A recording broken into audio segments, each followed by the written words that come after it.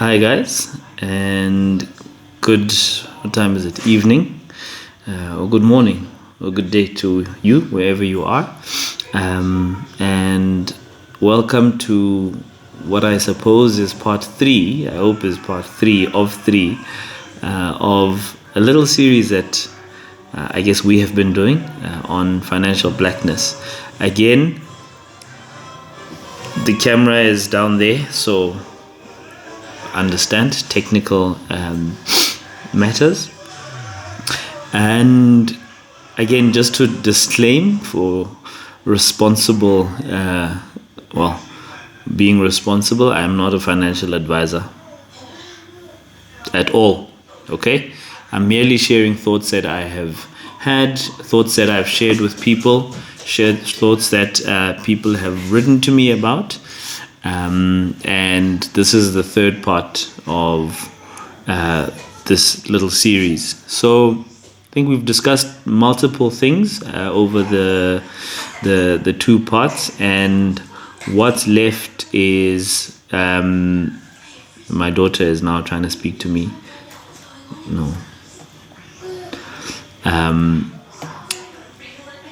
What is left now is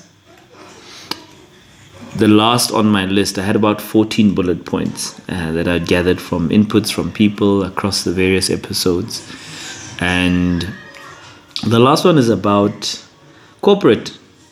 And how do we navigate corporate, right? Again, in the context of us as Black people.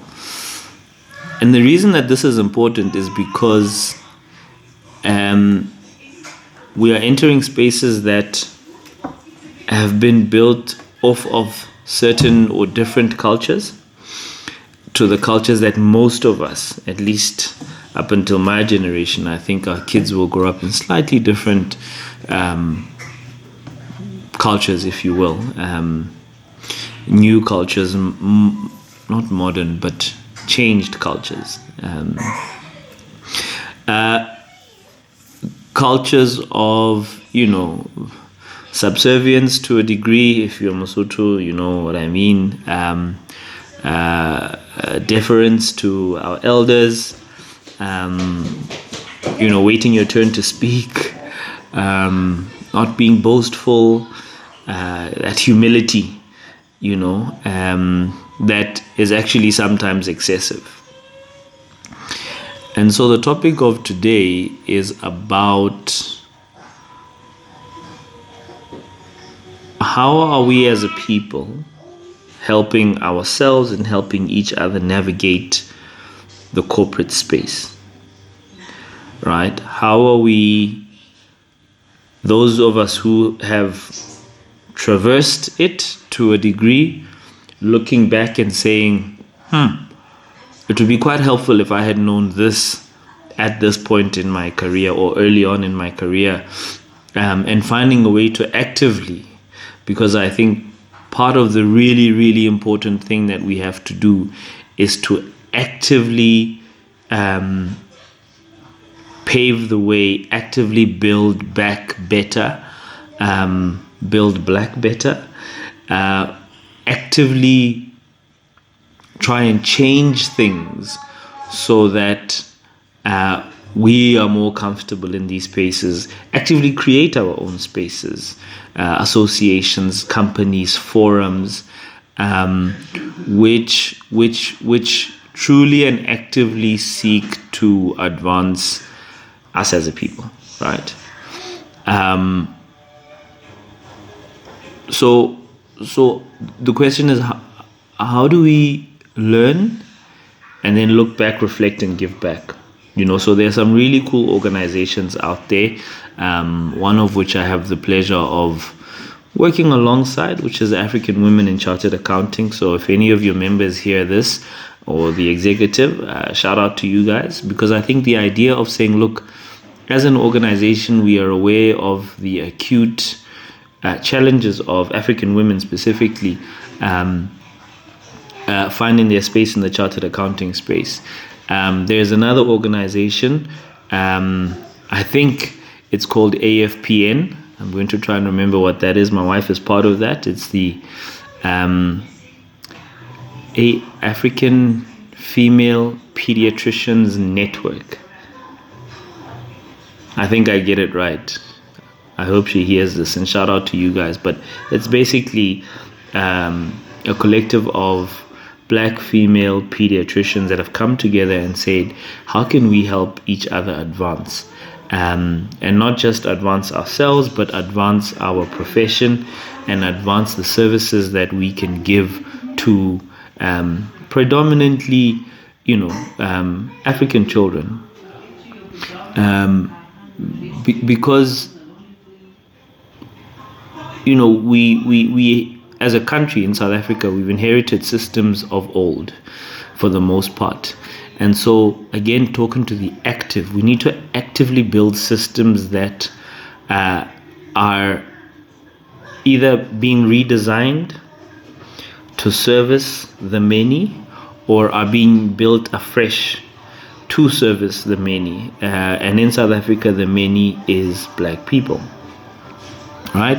So if you go back to corporate, and corporate is large, right? There's finance, there's accounting, there's manufacturing, there's marketing, there's advertising, there's consulting in many various different degrees, there's all areas, there's environment, but in those professional spaces, what are we doing to build each other up, right? Both professionally and personally. What are those corporate hacks?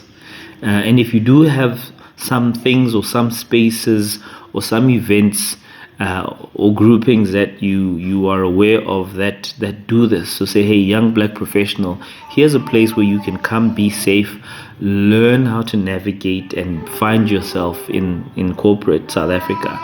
Please drop them in the comment section. I'll be sure to take them and share them in my social media, but everybody on the comments can see it as well. Because it's so important for us to create community in that way, and because I believe that is part of the journey of redesigning those spaces in a way that understands the context of many young Black professionals and helps them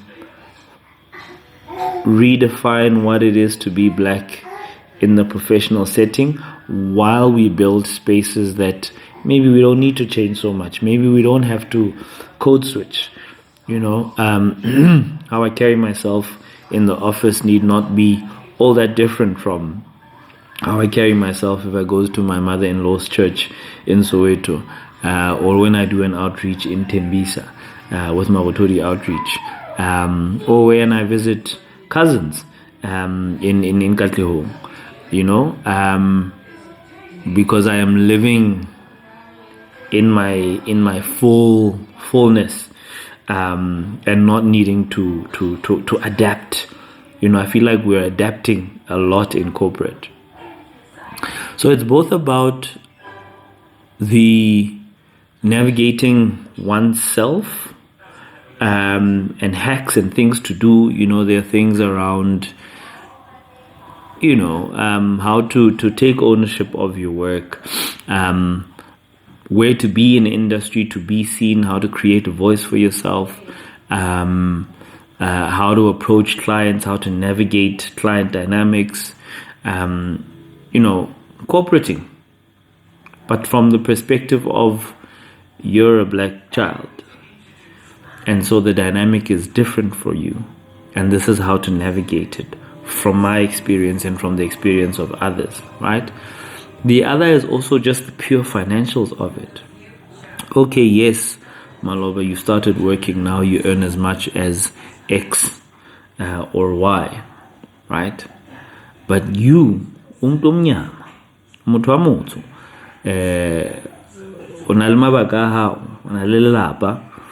you have responsibilities that you have to take care of.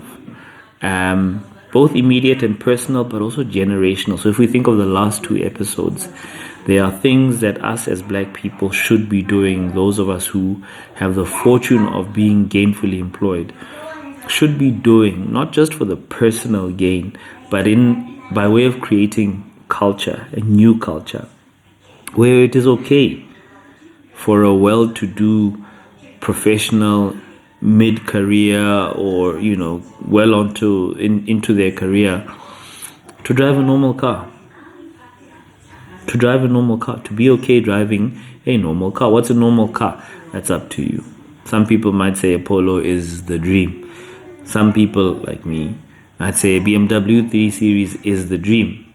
Others are like M3 or nothing, right? But there's a normal car. When you look at your finances, you look at your budget, you look at how much comes into your account at the end of every month, and reasonably you can say X amount can go into a car, X amount can go into a bond or rent, X amount can go into savings and investments, X amount can go into taking care of my responsibilities, and X amount can go into living.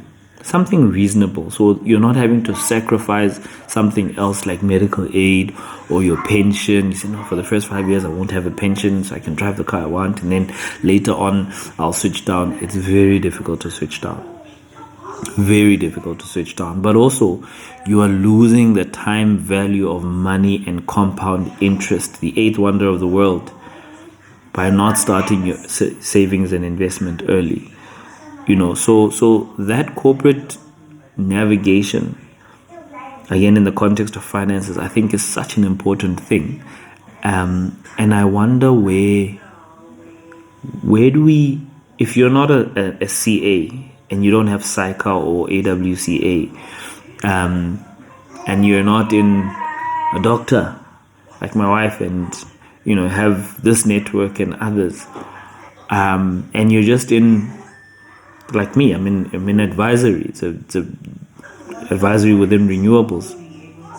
It's not an old, well-defined industry, and so there's no formal association of professionals in the space. There are associations to deal with the industry and lobby and drive awareness, of which one is part. But there aren't associations that say, okay, as a collective of professionals, even race and gender aside, just collective of practitioners in this space come together. This is how best practice is. This is how to navigate your career. Here's how you can network, mentor. It's not formalized yet, right? Let alone those kinds of spaces specifically for black people. So I guess this episode is not really about sharing insights and asking about how are we doing that for ourselves.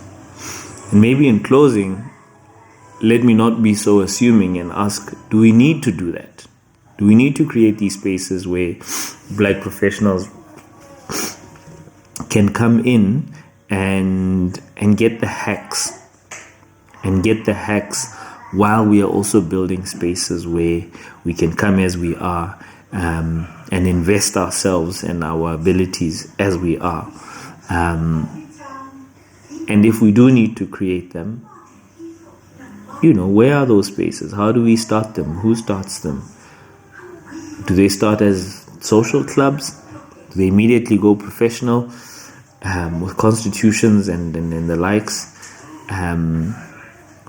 Or is it about creating a collective where we have these kinds of conversations, similar to the conversation I had this past week in Cape Town? We had dinner with a bunch of colleagues and we talked about spirituality and how powerful that can be, and when that is in conflict with your work, how painfully powerful it can be. Are we creating those communities where we have those conversations, so that people don't feel like, one doesn't feel like you're alone in this abyss where you're fighting for your life, and it's actually like, no, we're all there together. You are okay. You are justified to feel that way. You are rational. It is a reasonable request or a desire, or a frustration even. And this is how I went through it. This is how he and she went through it. And how are you dealing with it, and hearing you out. I have found that creating that community and finding those people where you can have those conversations and actively finding time and space to do that has probably been one of the most fulfilling things for me from a personal, professional perspective. But it's also the breeding ground for us to network. And I'm going to close on that point. And as always, do like, share, and subscribe. And please, please, please drop your comments, give me your views, subscribe to the channel, and engage in the comment section, but also feel free to engage with me directly. And until next time,